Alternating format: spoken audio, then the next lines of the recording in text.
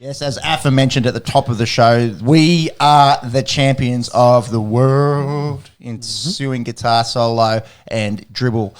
India win the toss at the Oval there. They chose to field. Wrong. Yeah, chose wrong. Although I think they were hindsight is 20/20, isn't it? Yeah, I think they're a bit unlucky looking at the pitch. Like, it looked like a green deck. Like, there might have been a bit in it for the bowlers. But early on there was a little. Yeah, but after 10 overs, the new ball and, they knocked the top off the pitch and, it was done. And then it was just flat with a bit of uneven bounce for the rest of the test match. And, that first sort of 10, 15 overs, I suppose it really could have gone the other way. And kudos to the Aussie top order outside of Khawaja for setting it off. Good to see Davey Warner in amongst the runs, 43 of 60. He looked like he was in quite good nick before succumbing to the Lord.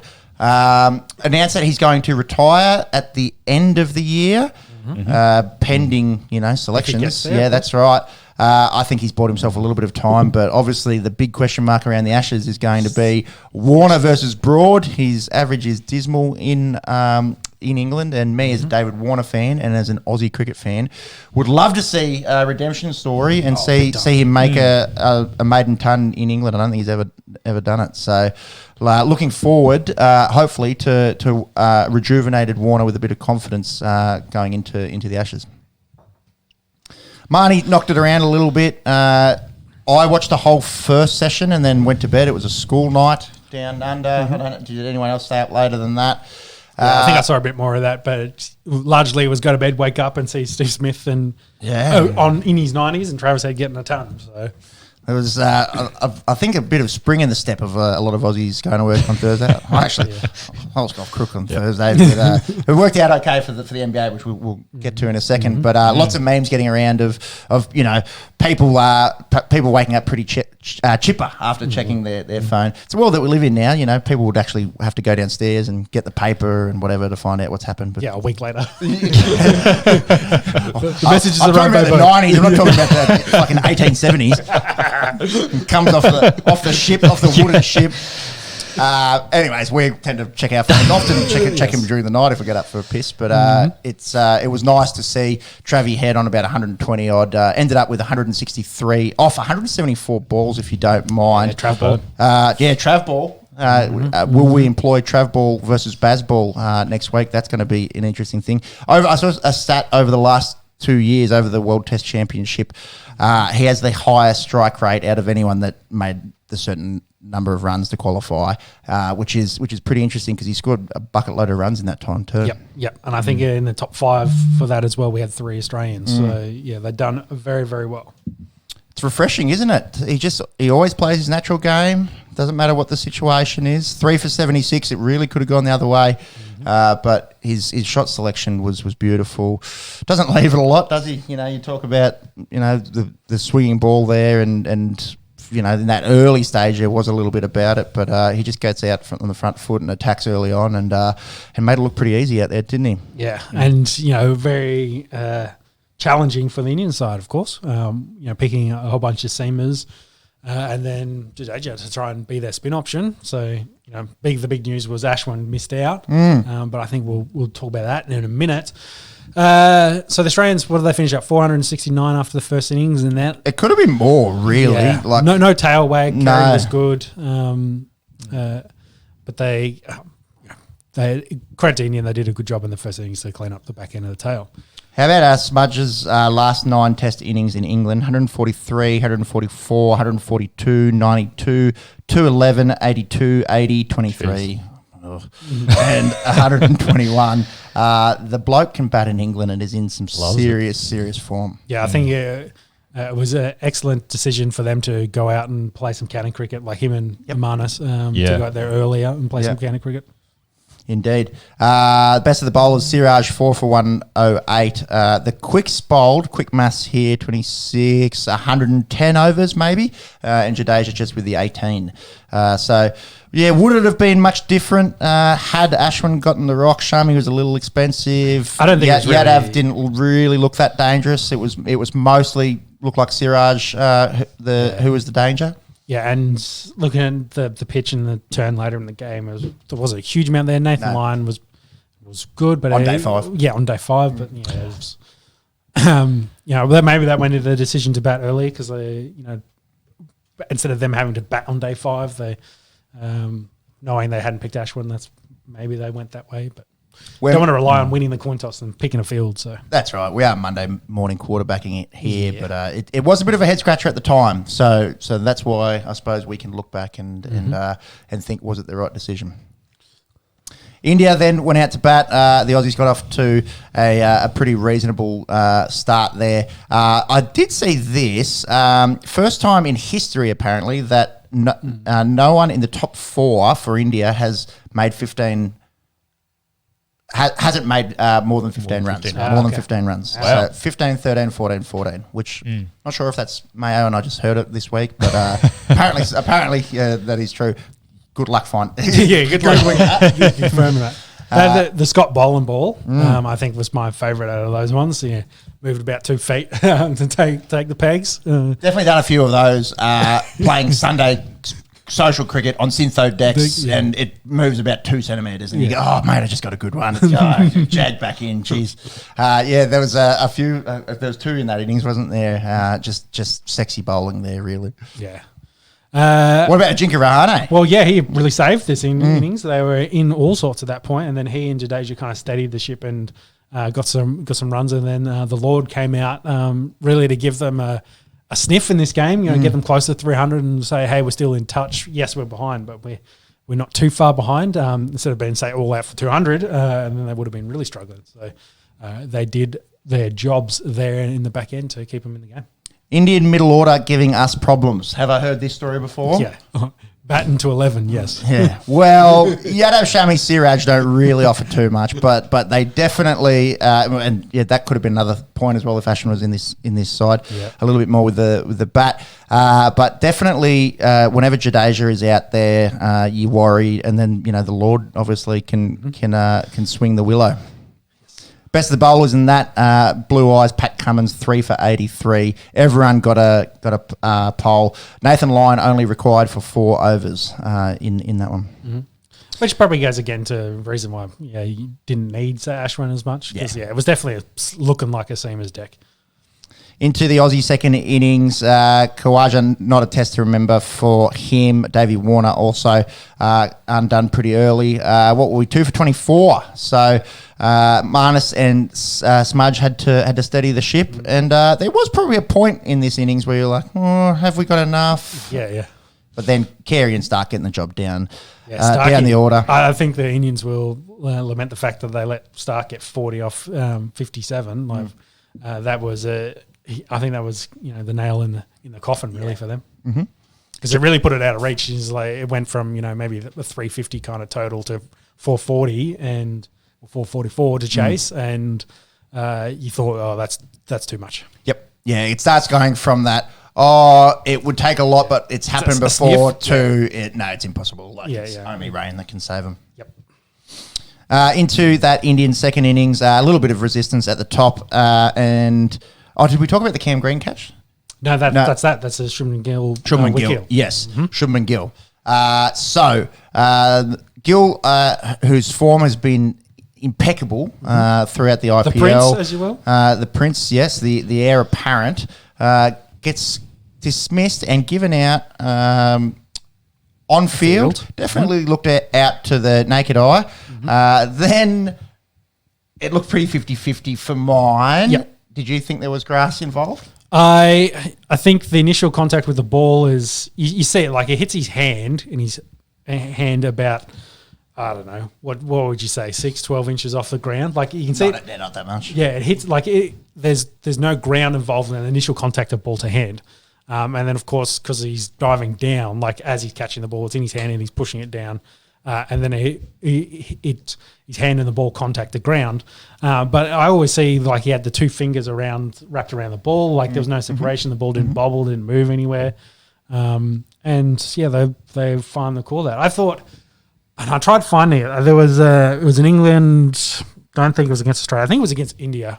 A game where one of the Indians got given out, and it clearly to me looked like the ball bounced and before it got to the first slipper. And I thought that one was given out and it was way worse than this one was. I thought this was more likely to catch. And I think the third umpire did a great job, even on TV, going through the process and explaining his decision and what he was looking at. Did the ball move? I can see fingers underneath the ball.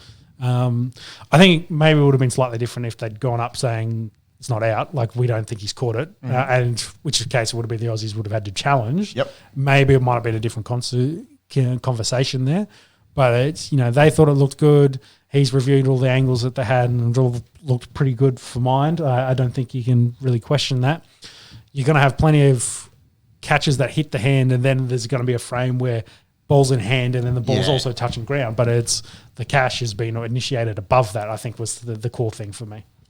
It's hard, isn't it? Those ones when it goes down to frame by frame by frame. Yeah. We see it. We watch a lot of rugby league. Yeah, I think it's a bit hard done. Foreign concept to some of our Indian listeners, but it's hard in that frame to frame. I think the Indian listeners who are up in arms about this, seeing it all through the comments, need to really look in the mirror, especially and the ones ask yourself, going after Cam Green calling it a cheat and things like that. Yeah, that's just not cool. Do you think that was the turning point in the Test match? No, I don't think it was. So he still had 9 more wickets after that. Yeah, well. I don't know. You're chasing 444. It was a bee's dick in it. For mine, it did look 50-50. I'm glad I didn't have to make those calls. But it was definitely a contentious point. What have you got up there, Monks? 1947, hey? This is Indian first innings. There you go. So, fact checker. How the hell did you find that? I just scrolling through India's lowest totals. So Monks has brought up 1947, the Indian top 4, Vinu Mankad.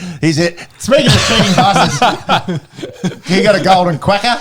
And then Chandu Sarway, 12 for 34. Gul Muhammad, 0 from 6. And Himu Adhikari, 8 from 35 deliveries. That means that what I said was a blatant lie, and I'd heard it during the week, and that's why they probably haven't looked. That's why we have fact checkers. Back to 1947. 1947. Here you go. They are old. They are very old. This one does it count if it was played during the war? Hey, what's this guy's name? Farouk Engineer.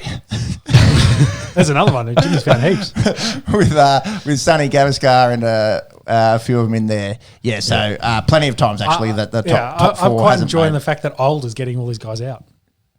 Yeah, there's a few. You got 4 for 5 for in that one. What's his name? Chris Old, 5 for 21. Thanks for coming. Yeah. That's more recent with Gavaskar.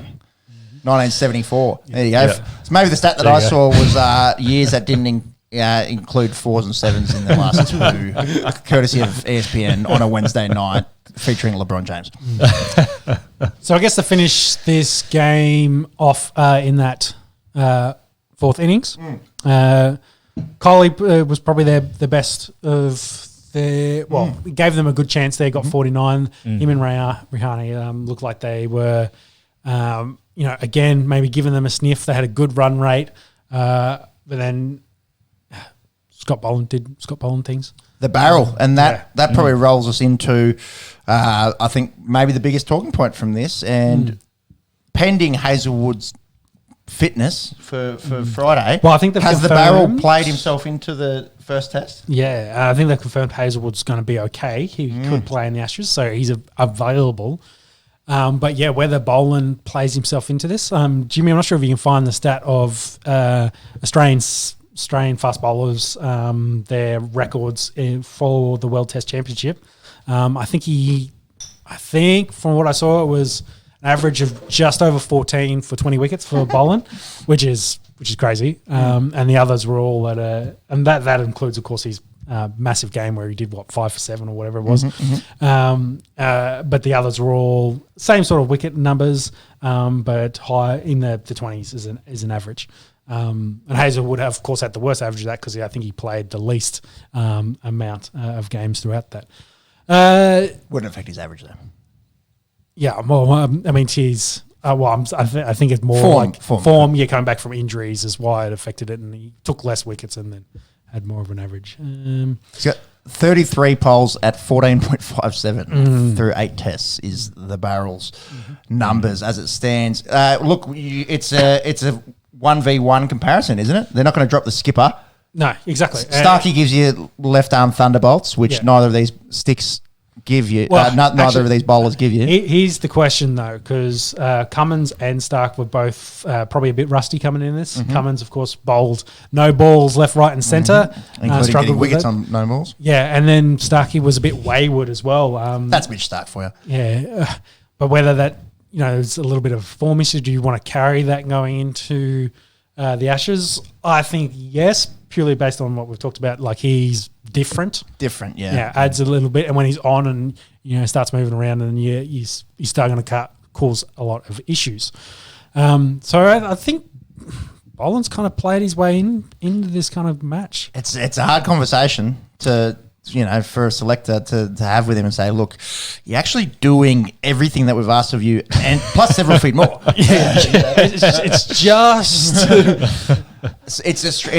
It's him versus Hazelwood for that last spot. The only other world where he plays is they go 4 quicks, and I don't see that happening. No, I think because Cam Green gives you that bowling. Yeah, exactly. Gives you that option.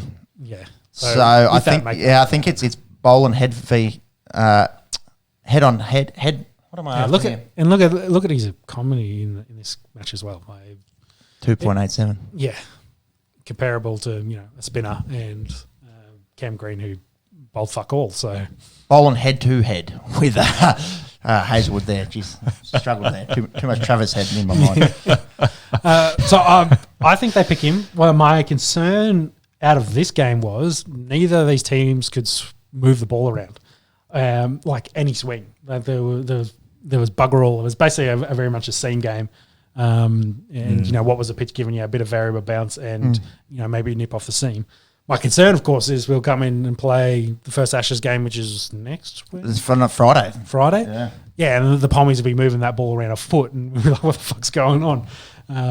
That's their secret weapon at home. So. I was hoping to see maybe a little bit more in the audition match, a little bit for Boland here. Maybe he could move it a bit, and whether Starkey could move a bit, but they had none of that, and the Indians couldn't do any of it either. So I wonder, not that I watched any county cricket over the weekend, out of London in particular. Weather, mate, it was very hot, so and sunny, and all the things that we're not used to in England. Oh my God, it's 29 degrees. I'm going to have a heat stroke. Did you see the Palace guards fainting? I did see that. I sound like Russell Brand. Yeah, one of them fainted while they were doing a musical thing, and he's on the ground. And he's trying to play. I did see that. And then he gets up, and there's another one getting stretched out in the background. Heat stroke. 30 degrees, bro, and they're all dying. Yes. So that's my counter. Yeah, it could be a dry heat. Was it just the unusual weather, lack of moisture in the air, no cloud cover, et cetera, et cetera. Yeah. Well, that would be my one concern going into Friday is the Aussies show up there and then they're like, holy fuck, what the hell's going on? Wonder. It's still 5 days out, but the weather prediction is going to start to be interesting. Jimmy can chase that for us. We're in Birmingham, 5 days out. So if we finish on this Test match, Australia win their 9th ICC trophy, 4 ahead of everyone else. How many has India got? Brah. I think they got 5. From memory. So I think it is 5. Maybe it's 4. Yeah, but it's nothing in the last 5 or 6 years, so for weather and again windows, in this coaly window, did they play unders? Yeah, I would say so in terms of considering trophies. They've made the last 2 and lost them convincingly. Yeah, and white ball the same. Been perennial underachievers when it comes to white ball cricket over the last few years as well.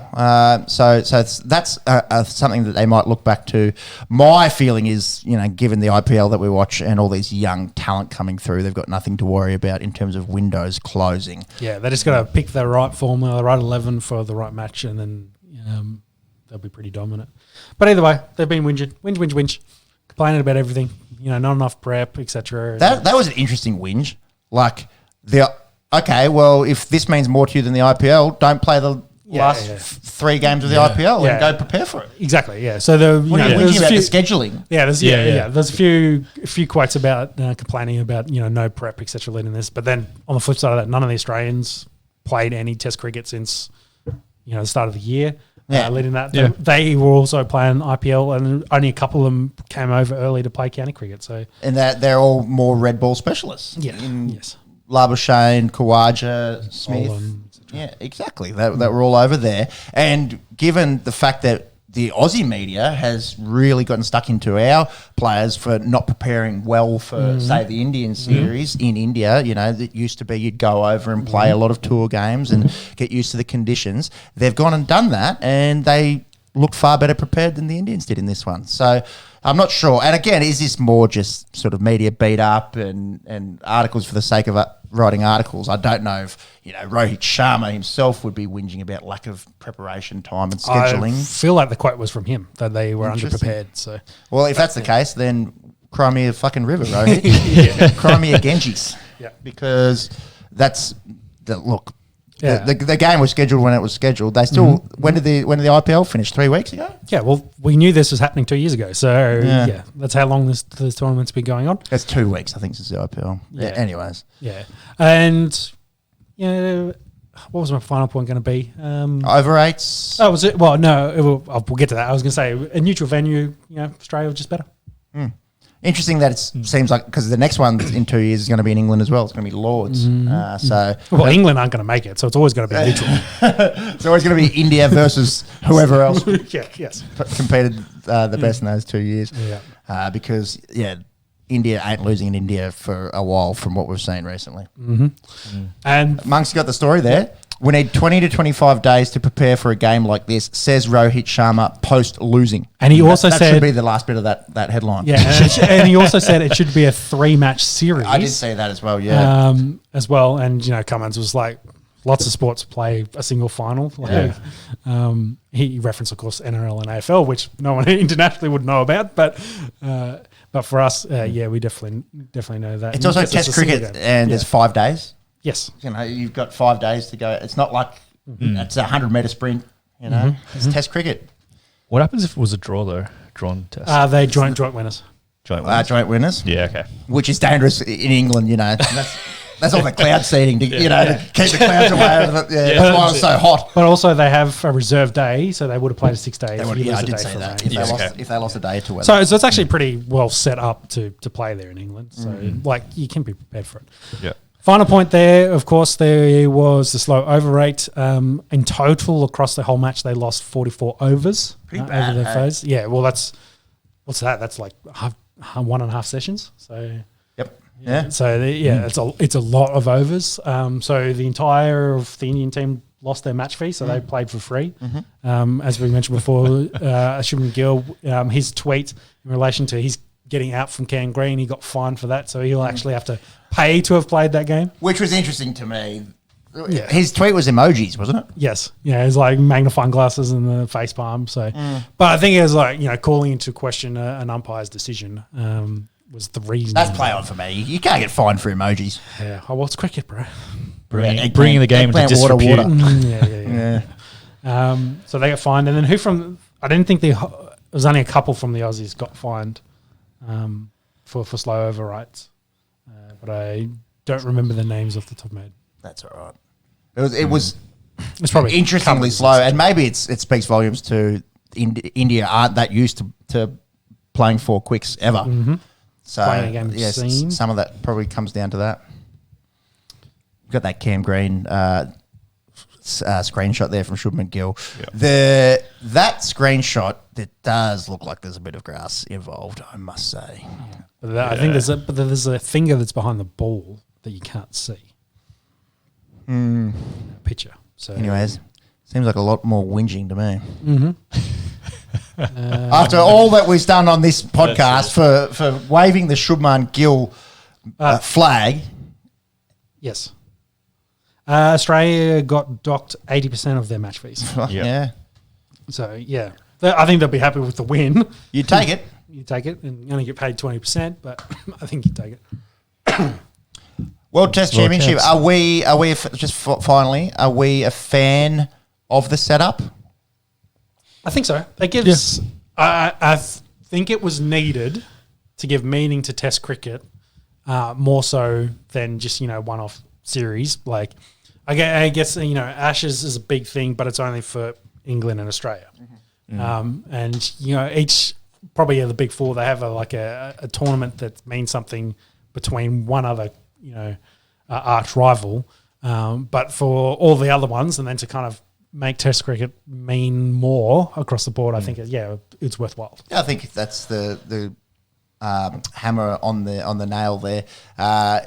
When we play Sri Lanka in a 2-game series, to me, I'm kind of like, but then it's like, you have to win this to play in the World Test Championship. Exactly, and if it's in Sri Lanka, I kind of get it. The purists hate it. The purists hate what's happening with cricket and the money that comes through T20 and the direction that it's going. But I think the ICC did something to try to sort of alleviate some of that. And for mine, I quite liked it. I liked a few years ago seeing New Zealand go out there and win the whole thing. It's always good, seeing a country of 5 million people go out there and be world champions at something other than rugby. And it gives a bit of meaning. I think the format needs still a little bit of tinkering. I was going to ask about that. Yeah, given that the teams don't play the same amount of games, you don't play everyone in the 2-year period either. That probably needs to improve, but then that also means we're trying to add meaning to these other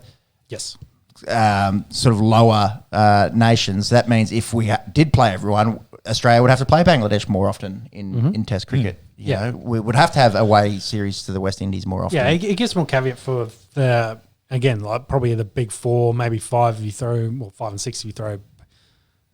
Depends how you want to define. I guess, let's say there's 3, Australia, India and England, then South Africa, New Zealand and Pakistan make up Tier 2. I think that's a perfect way to tier it. So there's 9 in there. Tier 1 is Australia, India, England. Tier 2 is South Africa, New Zealand, Pakistan. And Tier 3 is Sri Lanka, West Indies, Bangladesh. Yeah. But it gives, I guess, more meaning for those guys to go visit and then also to have people come, and play series at home. Like it gives more meaning for those series than just we'll go to Sri Lanka, play a 2-game series, and it's just tune up before we go play, say, in India. So, subcontinent comparable kind of thing. But it means things like, we've got to go to Sri Lanka and win, and then go to beat India so we can then make the World Test champion. It's hard, isn't it, as well? Because when it's actually hard for us to tour Sri Lanka and win. It's very hard for us, even at home, to beat South Africa. So I was just in my head, I'm like, what if you had this tiered system where you only play Tier 3 once, one test, one off, but then you come up to this next tier. I'm like, well, we can't beat Sri Lanka in Sri Lanka, so we struggled to at least. So, and South Africa is always, other than the last series, doesn't really matter where it is. It always seems to be, a tough one to win. I think it's also just a function of cricket. It's so hard. With the small amount of nations that play it, obviously the decay of West Indian cricket plays into it. But I think it just gives meaning. I think the meaning is the main thing because, for us as Australian fans, we care about Australia playing Test cricket. Everyone cares about the Ashes. Everyone wants to beat India. Yeah, but then I think it's like, are India or England going to make the World Test Champion final? So you tune in to watch India and England play in India. Yeah, that's an interesting. So again, it's for those that aren't following some of the other Test matches that are happening, it gives more meaning. Because I think it was Sri Lanka and New Zealand. It ended up being a really important Test match. Yes, for us. So so that also plays into it. More meaning to Test cricket, I think, is what's useful out of this. Yeah, they could probably tweak it and work out the percentages and who maybe play each other a bit more semi-regularly would be nice. But overall, for the second time this concept's been run, it's not too bad. It is very interesting, isn't it? So it's all percentage based. So Monks has got the table up there. So we played 19, India played 18 tests, England played 22 in the window, whereas Bangladesh played 12. So I'm just not sure if is that unfair on Bangladesh. I don't know. Obviously, there's going to be teething that's involved, but the counter side is, do you want to play more tests against Bangladesh? And as a viewer, I'd probably say no. Yeah. But for Bangladesh cricket, how do they improve if you're not playing the best teams? And to their credit, are going in the right direction. And I think we'll probably in this next lot will finish above the West Indies if form's anything to go off. We could talk about this for hours. Give us your thoughts. What does it mean to you? Have you liked the first 4 years of the World Test Championship? If we've got any Indian listeners, get at us. Are you disappointed? Are you disappointed with India's showing, losing the last 2 World Test Championship finals, or are you not too concerned? Is it nice to see us Aussies run our mouths after one little win on the neutral? It'll be good for them to practice, crying those tears when they lose, eventually choke in the World Cup coming up. So. Them's fighting words, Bart. Them's fighting words. England versus Australia at Birmingham will be 8 o'clock our time, Friday night.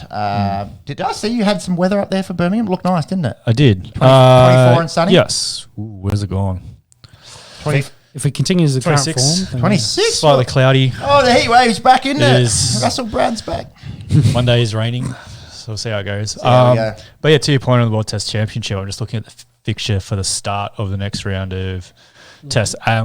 Like Australia is playing in every single match through the end of this year into next year. Yeah, so Pakistan, West Indies will be the start. So obviously Australia's always going to be higher up. We'll have a better chance England of getting a higher plays the most percentage of everyone. So. because they're playing just Yeah, but we also more have a tests, I guess. Yeah, but it's percentage, so we also have a chance of getting a lower percentage. True.